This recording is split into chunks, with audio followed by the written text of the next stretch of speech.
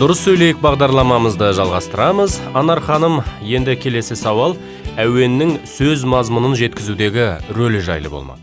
Бұл сұрақ кішкене ғылыми жауапты қажет етіп тұр. Егер бұл жерде біздің тіл үйренушілеріміз үшін практикалық жағынан маңызды ақпараттар болмай жатса, оған еш уайымдамаңыз дейміз. Өйткені тіл үйрену кезінде теориялық ақпаратта кез келген уақытта кәдеге жарап қалады.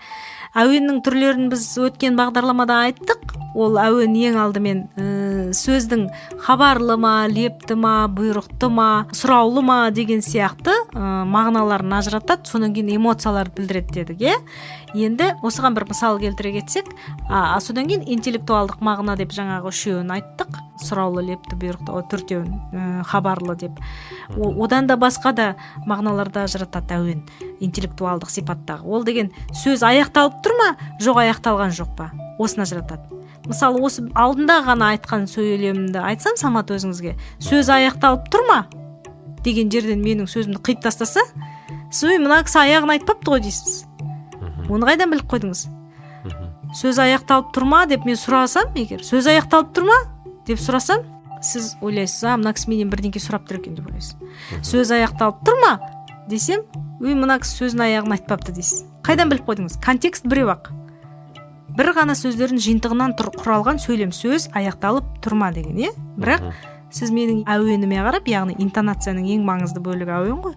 Осы әуенге қарап, мына сөзі аяқталмаған, мына сөз сұраулы екенін ажыратып қойдыңыз. Қарапайым мысал келтірейін. А деген дыбыс бар, А деген дыбыс әртүрлі мағына береді.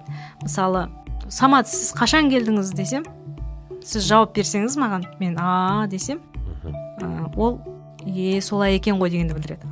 Деген. Солай екен ғой деген әуені ұқсап айтылады. Деген. Ал егер сіз қашан келдіңіз дегенде, мен жаңа келдім десеңіз, мен сізге десем, онда мен наразы болып тұрғанды білесіз, Қайда жүрсіз дегендей.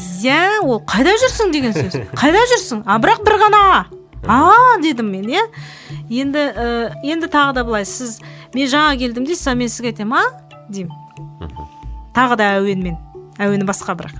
Не дейсіз дегендей. Не дейсіз деген сөздің әуенімен деген дыбысты айтам. Не дейсіз деген әуен көтеріліп барып түседі. Ал сұрақ қойған кезде әуен көтеріліп бітіп қалады. Тиянақсыз болған кезде де әуен көтеріліп тоқтап бітіп қалады. Көрдіңіз бе, осындай әуеннің қозғалысының сызығын айтып отырмын ғой, енді әуеннің өзі емес. Сонда осындай әуеннің сөздің мағынасын ажыратуда маңызды рөлі бар. Ал енді Қытай тілінде әуен тіпті біздікінен қарағанда көп жүгір қалайды мағыналық жағынан. Өйткені Қытай тілінде бір сөз дегенде бұл жерде бір дыбыстық жиынтықты. Мысалы, ма деген бір буынды. Деген екі дыбыстан тұратын бір буынды сөз. Осы сөзді егер сіз Қытай тілінде әуеннің түрлі формаларымен айтсаңыз, ол түрлі мағына алып кетеді. Бір формасында ол ат дегенді білдіреді, жылқы. Екінші формасында ол ана дегенді білдіреді, әуеннің жаңағы формасында. Енді үшінші әуеннің бір формасында ол боғауыз сөзді білдіреді. Тіпті. Сондықтан көрдіңіз бе, Қытай тілі тоналды тілдерге жатады. Онда тон дегеніміз әуен сөздің мағынасын ажыратады.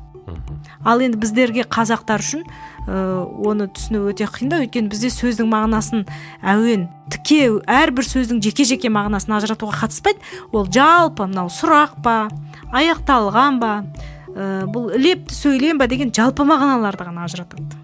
Қытай тілінде ол жеке мағынаны ажыратуға қызмет етеді. Сондықтан әуен деген сондай бір күрделі, жақсы көруге тұратын құбылыс. Дұрыс айтасыз. Құрметті тыңдармандар, осы студияда айтылған мәліметтер қажеттеріңізге жарайды деген ойдамыз. Келесі кездескенше.